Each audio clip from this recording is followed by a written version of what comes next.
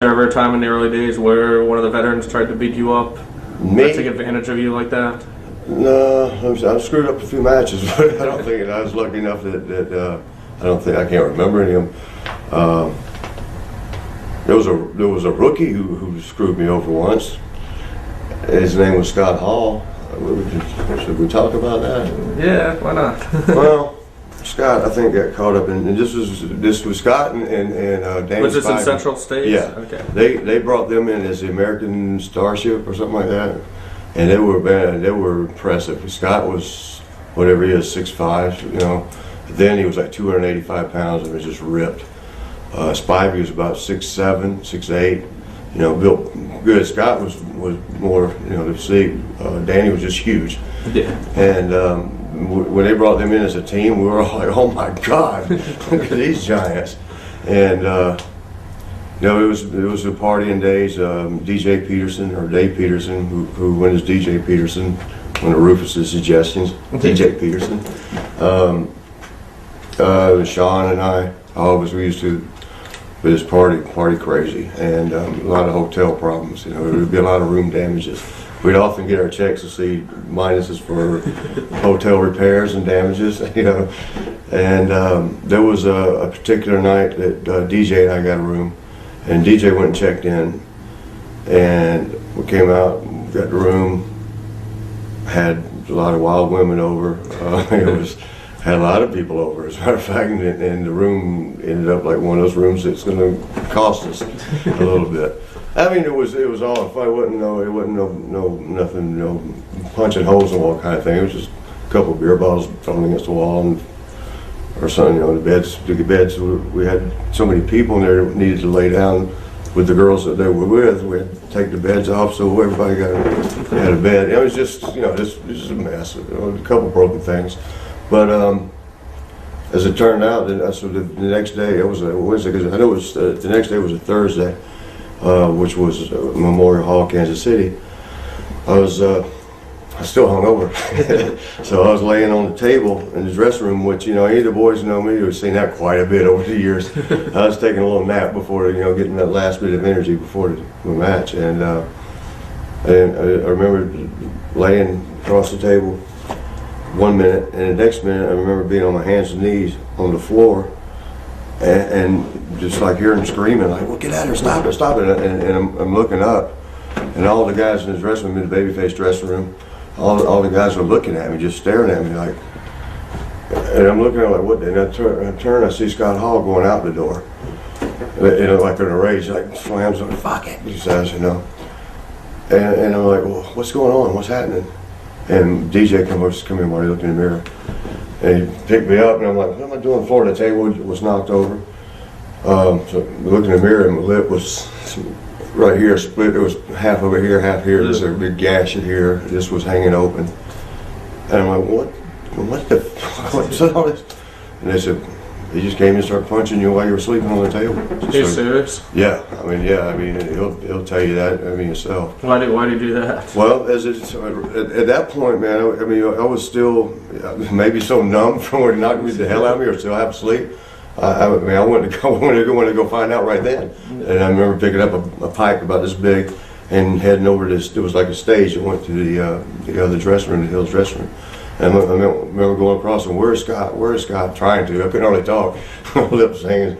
And Geigel and Bulldog Bob Brown grabbed me. He said, "No." I said, "No." I said, "You're just going to get hurt more." He said, "Just no." And they held me back and took me to the hospital. I could get stitched up and all. Well, the next night was St. Louis and Kiel Auditorium. And that was the big, I mean, Kansas City area, I mean, we, you know, so-so shows. Kiel Auditorium was always 10, 12,000 people. Ric Flair, Kerry Von Erich was always like the main event, and you know, big show. That was the big thing. And there I am, stitched up. You know, I was, you know, loving to perform in front of a crowd like that at that time. And I'm stitched up and I'm sore. And I remember Scott Hall. I'm not even thinking about nothing but, you know, just what am I going to do? And I seen Scott Hall coming. And I'm thinking, "Oh shit, what's going to happen here?" And Scott walks right up to him and he goes, "Man," he goes, "I guess you want to go round and round now, aren't you?" And I thought, well, no, just one more round, but not, can I rest first? Can I heal first? And he's like, he put his arm around me. I thought he was going to start hitting me. And he's like, man, I'm so sorry. He goes, I know I got worked. And I'm like, what are you talking about? And he said, what he told me was when DJ had signed in the hotel, I guess he'd signed in Scott Hall's name because we got discounts for wrestling, and DJ wasn't known. Yeah. And just, he had the mustache like Scott, curly hair, but Scott's hair was no, actually he had it light. I mean, maybe that's why he thought whatever DJ had signed in as Scott Hall got the discount for the room because we had it, like I said, for the wrestlers at that place they gave a discount. Well, Scott said that they told him I did that. That Marty went and signed your name and destroyed the room on purpose, trying to get you fired. And I said, well, who told you that? I said, I didn't even sign in, first of all. He goes, well, Bulldog told me that. He said, Bulldog called me. And, with that, I was like, now I'm getting hot towards Bulldog. Yeah. And I told him, I said, man, I didn't sign your name. And I didn't even know DJ did. I said, I didn't sign your name on nothing. But DJ had overheard it come by. I said, no, it was me. And he goes, and he told him why. I said, just getting a discount. He goes, it wasn't on purpose to get you in trouble. Scott, he again apologized. He goes, man, they worked me. And he said, Bulldog even said I needed to do that to you. And that really got me. So now I'm going to get that pipe and go find Bulldog. and actually, I did, not the pipe. I don't think I would need it for Bulldog. But I went looking for him. I was kicking all the doors in, to kill auditorium out of these different dressing rooms. And slamming the door. Where is he? Where's Bulldog? And Harley grabs me. Come here, kid. And he put that grip on my wrist, and I was like, no, okay. I stopped right then. Harley's just, he can't. It's like a damn, when a cock strong, raw, probably never been in a gym, it doesn't matter, he's stronger than anybody. And he got me, pulls me in the room, says, come in here. What's the matter, kid? I was like, Bulldog, man, he's the one that had Scott do this to me. And he goes, that don't sound right. And so that's Scott just told me, and he told me how the whole thing happened, and I want to go take care of this right now, Harley. I said, if you would do the same thing. He goes, let me look at it, kid. I'll find out it's true. I'll take care of it myself. I don't like this shit. He says, so I'm thinking, well, Harley, I don't want you to take care of what for me. He goes, don't worry about it. Just settle down, go back, have your match. I'll take care of it.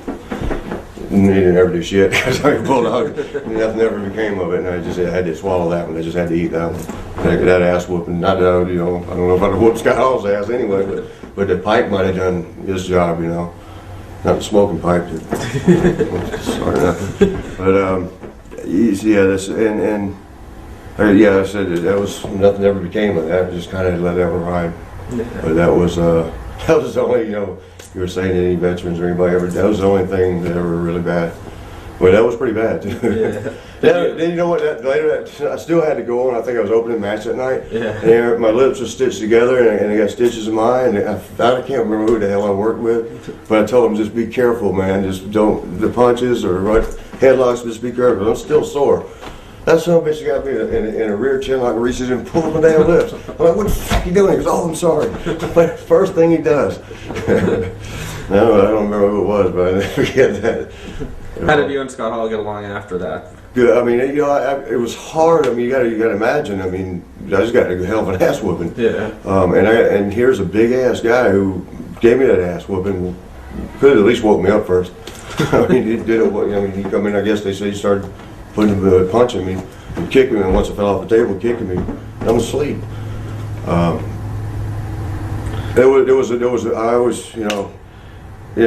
he came and apologized, it was like, well, and then he told me what the whole story was. It was still hard to swallow, because that's an ass whooping. An ass whooping, I never forgot about it. And I just figured, in my own mind, I just thought, if anything ever else, there'll be an excuse down the road. If something else goes wrong, this is, but for now, I'm gonna let it go. And that was a hard, it was really a hard thing to do.